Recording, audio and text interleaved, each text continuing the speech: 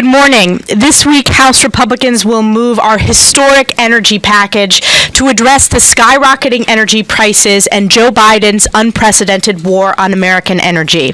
Since his first day in office, Joe Biden has enacted a radical far-left anti-energy agenda that ended American energy independence, caused the average price of gas in my district to reach a historic high of over $5 a gallon this past summer, and this winter in the North Country and upstate New York, home heating bills reached their highest prices in over 2 decades. Enough is enough. H.R. 1, the Lower Energy Cost Act, is coming to the floor this week and is a major pillar in House Republicans' commitment to America. It increases domestic energy production, decreases prices, restores American energy dominance, and ends Joe Biden's war on American energy. Shifting gears here on the debt ceiling. Joe Biden has been irresponsibly missing in action on the debt ceiling discussions, putting our already fragile economy in jeopardy.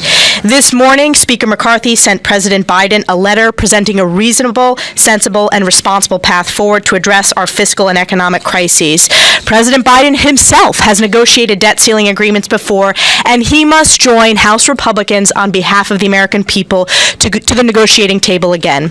American families themselves make hard decisions every day to stay within their budgets. They expect the federal government to do so as well. Reining in out-of-control spending, reclaiming unspent COVID dollars, and strengthening work requirements that Joe Biden himself voted for as a U.S. Senator will save hundreds of billions of taxpayer dollars.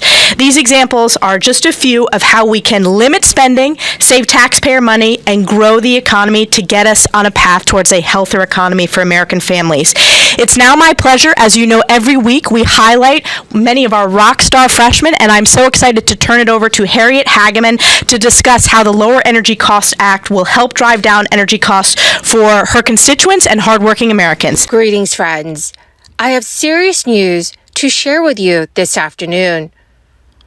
There are several changes that are happening this year to monthly benefits, as a crisis-era boost to SNAP has just expired. Many states are now making up for it by approving new relief legislation. This could lead to $100 extra every month for millions of Americans. My dear friends, please do me a big favor and watch until the end of this video.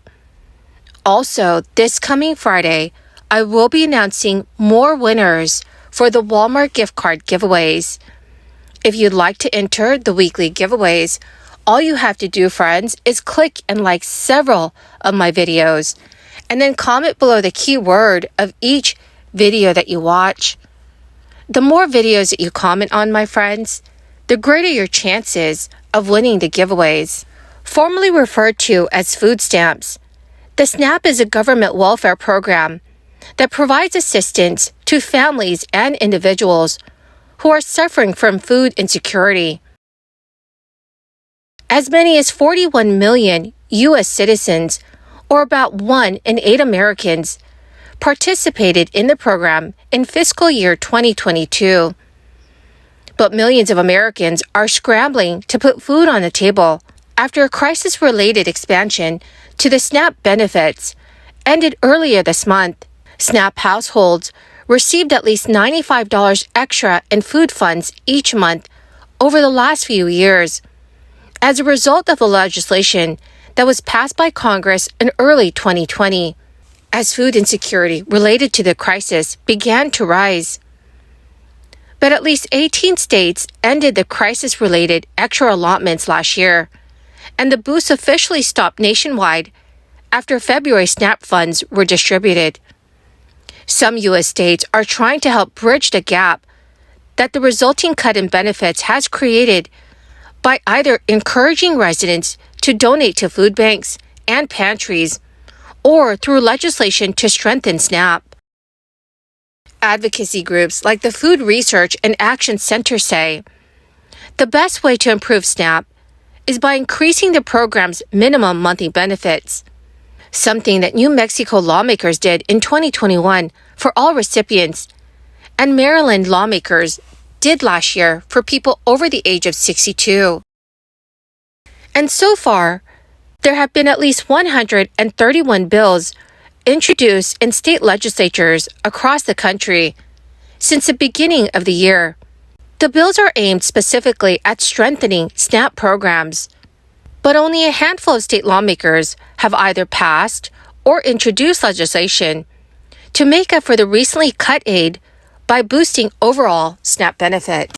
California lawmakers have introduced at least half a dozen SNAP-related bills so far this session, and one bill introduced by a state senator would boost the minimum monthly payment to $50 for those in the state's SNAP program, which is called CalFresh. The state of Massachusetts is also considering legislation that would serve as an off-ramp for the 630,000 Massachusetts households that currently receive SNAP. Under the bill, the state would pay up to 40% of a household's crisis-era SNAP benefits for the next 3 months to help ease the impact of the cuts. The state's House passed a bill earlier this year, and now it's up to the Senate to pass it. Last month, New Jersey Governor Phil Murphy signed a bill into law that allowed families who are enrolled in SNAP to continue to receive at least $95 each month in food assistance. The law increased the minimum monthly SNAP benefits that households in the state could receive from $50 to $95. West Virginia was also one of the 32 states where SNAP households saw emergency allotments vanish on March 1st after receiving them every month since April of 2020. But state lawmakers have introduced at least 5 SNAP-related bills since the current legislative session began in early January, including a piece of legislation that would allow SNAP to be used at farmers' markets. While those who rely on SNAP benefits were greatly impacted as their food budgets were suddenly slashed, the move could also hurt the economy in other ways.